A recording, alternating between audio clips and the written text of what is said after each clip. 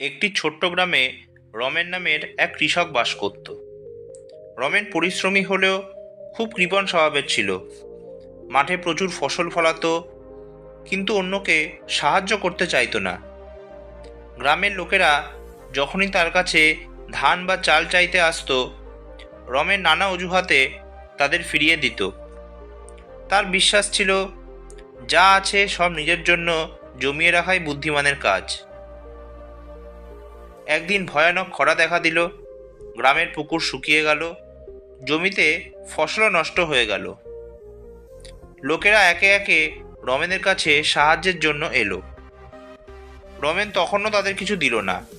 সে ভাবল, সবাই মরুক, আমি তো নিজের ভাণ্ডার ভর্তি করে রেখেছি। কিন্তু অল্প কিছুদিন পরেই তার গুদামে পোকা ধরতে শুরু করলো। ধানগুলো একে একে নষ্ট হতে লাগলো। রমেন ভয়ে কাঁপতে লাগলো। এতদিন ধরে যে ফসল জমিয়ে রেখেছিল তা তার চোখের সামনেই শেষ হয়ে যাচ্ছিল। তখন সে বুঝল, একা নিজের জন্য যতই জমাও, তার কোনো স্থায়িত্ব নেই।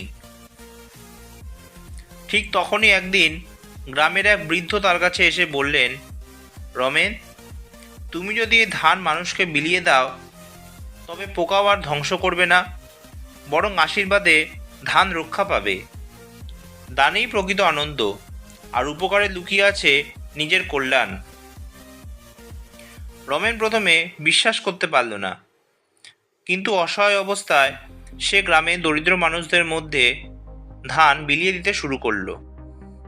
আশ্চর্যের বিষয় হলো, যে ভাণ্ডার থেকে সে ধান নিচ্ছিল তার কমছিল না, বরং মনে হচ্ছিল ধান যেন আরও বেড়ে গেছে। মানুষ খুশি হলো, তাদের চোখে জল এসে গেল কৃতজ্ঞতায়। তারা রমেনকে আশীর্বাদ করতে লাগলো। সেই দিন প্রথমবার রমেন উপলব্ধি করল, যা কিছু দাও তা আসলে তোমার কাছেই কোনো না কোনোভাবে ফিরে আসে। ধীরে ধীরে রমেনের মন বদলাতে লাগলো। সে আর একা ভোগে আনন্দ পেল না। মানুষের হাসিতে, তাদের পরিতৃপ্ত মুখে সে আনন্দ খুঁজে পেল।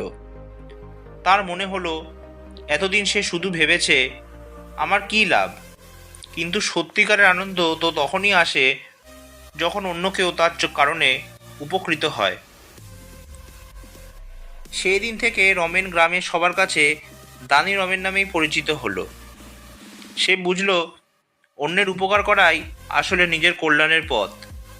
কারণ দান শুধু বস্তু দেওয়া নয়, এটি হৃদয়ের মুক্তি আর আত্মার শান্তি। এই গল্প থেকে আমরা এই শিক্ষাই পাই, জীবনে যাই অর্জন করি, যদি তা কেবল নিজের জন্য আটকে রাখি, তবে তার কোনো অর্থ নেই। অন্যের সঙ্গে ভাগ করে নেওয়ার মধ্যেই আছে আসল আনন্দ। দান মানে কেবল অর্থ বা সামগ্রী দেওয়া নয়, সময়, স্নেহ, সহানুভূতি সবই দান হতে পারে। আর যখন আমরা অন্যকে উপকার করি, তখন সেই কল্যাণই আমাদের জীবনে দ্বিগুণ আনন্দ ও আশীর্বাদ হয়ে ফিরে আসে। অন্যের উপকার করলেই নিজের কল্যাণ হয়। আজকের গল্পটি এই পর্যন্তই। গল্পটি ভালো লাগলে প্লিজ ভিডিওটি লাইক, শেয়ার আর চ্যানেলটি সাবস্ক্রাইব করতে ভুলবেন না। আবার নতুন গল্প নিয়ে আমি আপনাদের সামনে উপস্থিত হব। ধন্যবাদ।